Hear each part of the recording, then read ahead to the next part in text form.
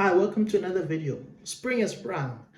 This is the season for the freshies, So I wanted to call this video Fresh to Death lineup, So the fragrances that I'm going to be, putting on this video are fresh, classic, and aquatics. Essentially, that's how I could describe this list of the top five that fragrances that I'm entering this fresh spring leading into the summer months where I am in South Africa, the southern hemisphere. So at number five, David Beckham, um, Infinite Aqua. I think I was very harsh when I initially reviewed this fragrance, but it's beautiful. It's a beautiful scent. It's acceptable. The only downside here is the performance. The performance is a bit of a letdown, but I enjoy it.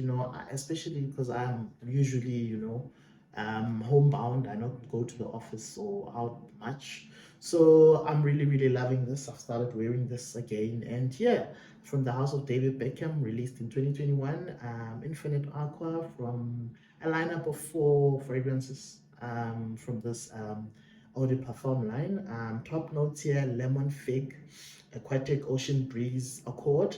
That's what really this fragrance is about. It's an aquatic. It's a classic aquatic. You smell the aquatic notes more than anything else. So yeah, at number four from the house of David Beckham, Infinite Aqua. At number four, a true classic indeed, Davidoff Cool Water. This is the kind of fragrance that I would advise any man with their salt to have in their collection, no matter what. This is affordable. It is a great, great, great fragrance. It just performs well. It is consistent in what it does.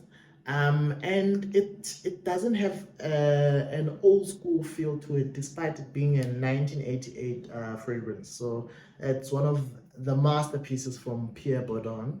Aromatic, aquatic. Top notes here are seawater, lavender, mint, green nose, rosemary, cologne, and coriander, loaded as per as a typical 80s fragrance. Middle notes here: sandalwood, neroli, geranium. So you get a hint of the neroli, geranium, jasmine in the composition here. They also mention tobacco, cedar, ambergris, musk, oak moss in the base, but those are notes that you won't really pick up much. So a classic aquatic in Davidoff Cool Water at number four. Looking forward to wearing this. It's been featuring very heavily in my rotation.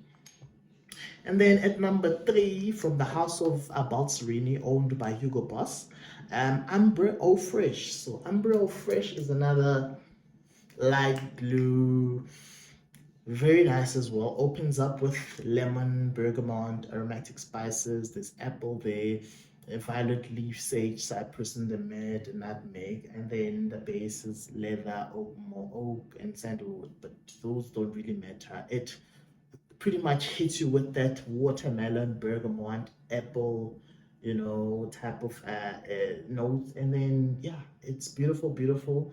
The only downside here is performance is not that great. But hey, like I said, if you're indoors, this is a great, great, great fragrance. Ambre Fresh from Baldessarini. Baldessarini, a brand owned by Hugo Boss. Yeah, as you can see, it's one of those that I've heavily dented. I don't know if by end of the year, I'm going to be done with this bottle. I think I'll probably get another backup bottle. And then towards the top, the top two classic fragrances here, very well known, very well worn in the fragrance community, and those fragrances that any man should have in their collection if you're collecting. Yeah, at number two, from the house of Tommy Hilfiger, Tommy. So this is one of, if you've seen the fragrance review that I did on this, this is one of those, my you know, teenage dream type of fragrances that I loved, love, love, love. So yeah, opens up with the mint, bergamot, grapefruit, and then you've got Granny Smith apple in the mid, cranberry, rose. You've got cotton flower, cactus, and amber in the base. So another beautiful, beautiful fragrance, a 1995 release. I'm definitely gonna be wearing this. I'm looking forward to this. Like I said, this is a combination of classics and classic aquatics and freshies.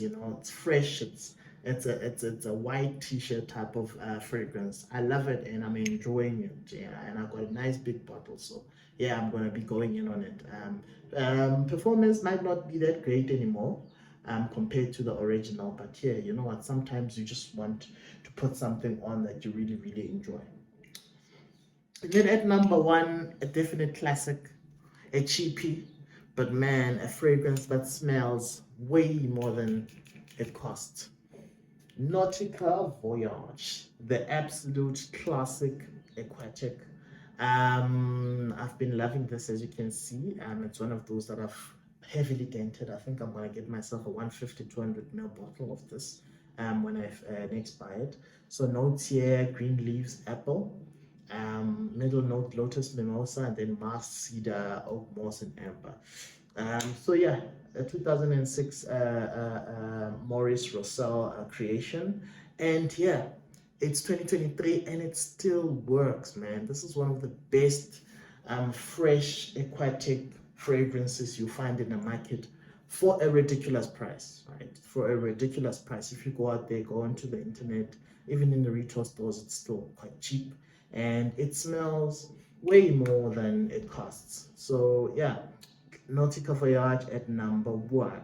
So with that said, that's my list of the top five fragrances that I'll be entering these spring to summer months with, and obviously I'll be adding to this. So by the end of these seasons, there's a couple of things coming through in the light blue, freshy type classic fragrances that I'll be adding to the list. And yeah, till next time, over and out.